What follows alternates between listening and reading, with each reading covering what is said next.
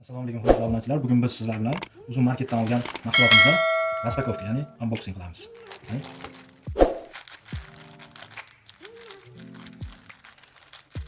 Bu mahsulotimiz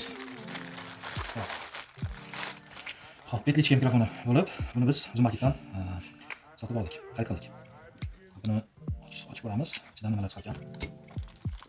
Bilib olamiz.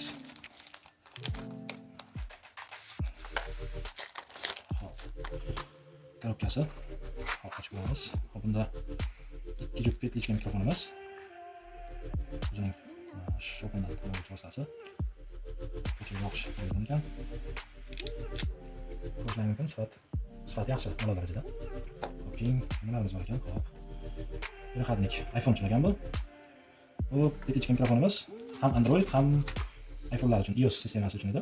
Hop, buni Type-C, bu o'sha Androidlar uchun. Mahsulot sifati yaxshi, a'lo darajada. Buni yopsak. Hop, iPhone uchun.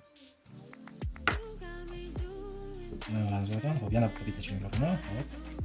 Korobkasida Type-C kabel. Zaryadlash uchun. Hop. Yaxshi.